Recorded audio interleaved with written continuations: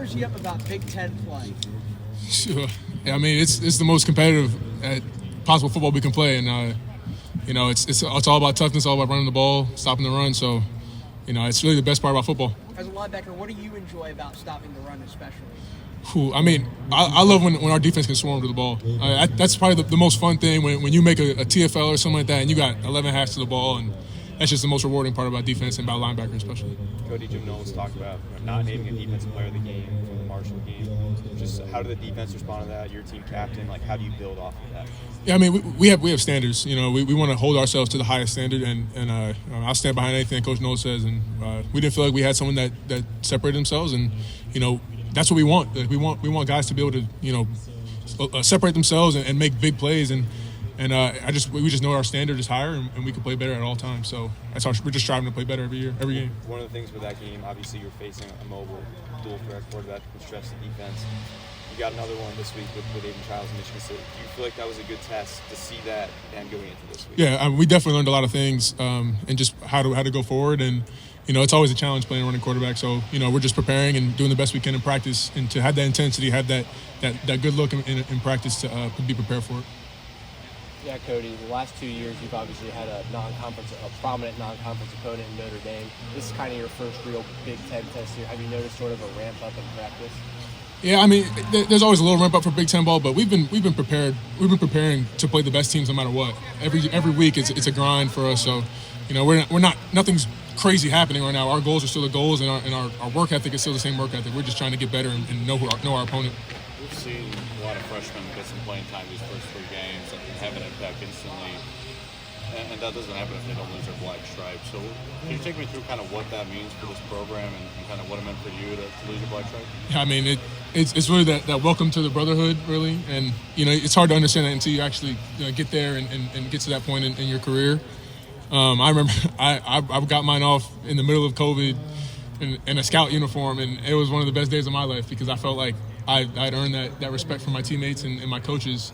So I mean, I'm so happy for all these young guys because they're proving themselves out there every game, and it's an honor for them, and I'm happy to have those guys join our brotherhood too. Josh Fryer said that his first year, all he thought about was getting the black stripe removed. I mean, just how much is that something that freshmen or newcomers think about when they first get here? I mean, I'd agree with him. I remember the first person to lose their black stripe. I think it was Court Jackson, and I wasn't even practicing at the point, but I thought it was gonna be me. I was excited for my black stripe to come off, but everyone's time comes on their own, and for those guys who don't have it off yet, their story's not over. It's all still a grind every week, every game, every practice. Everything builds to that point. So, Cody, you guys only get up 20 points through 3 games. It feels like the opponents are able to move the ball a little bit on that first or second drive of games. Jordan Hancock said that sometimes you're just seeing different scheme than maybe you've seen on film. Yeah. How do you adjust quicker to that as a defense? Yeah, I mean, it's all about adjusting in the moment, really. It doesn't matter what first drive, second drive. We need to be able to get stops no matter what, and that's our goal, really. And but I think the biggest thing is be able to adjust on the fly. We didn't get off the field in that first drive, and we let each first down weigh on us a little bit. So we need to be able to get that first stop and get off the field, really. Cody, how important is communication when you face a quarterback that is a running threat? I mean, it's everything, especially at home, too, because you got third downs and stuff. Your crowd is getting loud.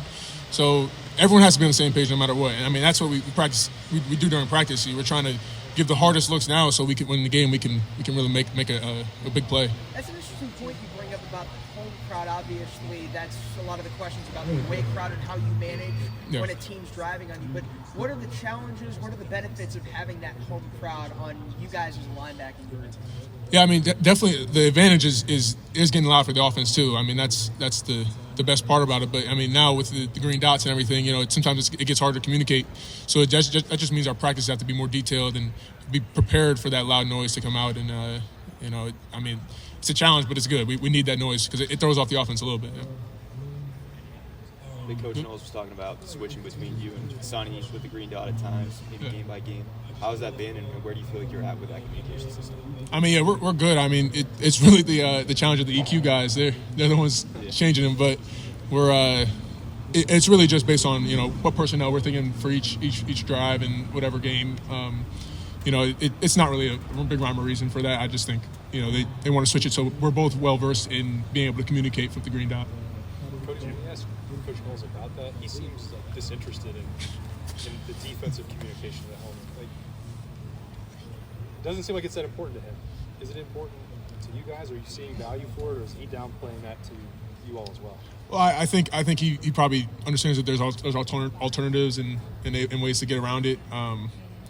Especially now with the offenses, they're checking plays at 15 seconds, so they're waiting for us to cut out of ours. So, I mean, I can understand why he wouldn't be as ecstatic about it.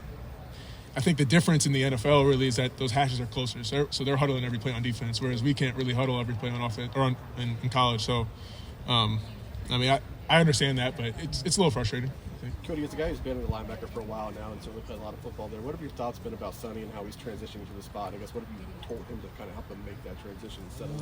Yeah, I think he's transitioned really well. His physicality is great. I mean, he's super smart. He's like another Mike on the field, no matter what. And he's helping me a lot too. I think for him, he's actually doing pretty well. I don't really have much to say. I mean, he's doing his job. He's making sure he's getting better every day. I'm really proud of him. He's doing his thing, and he's ready to make some big plays these next coming games, and really showing out and showing for the fans what he can really do. Cody, after prepping for Michigan State the last couple of years, what's different about them offensively that you can let people understand?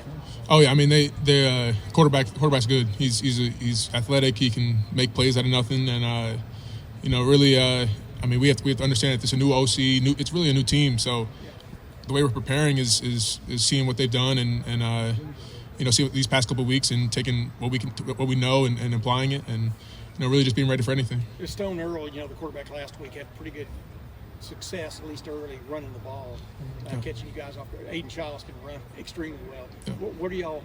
What are y'all tightening up, for want of another term, this week in that regard?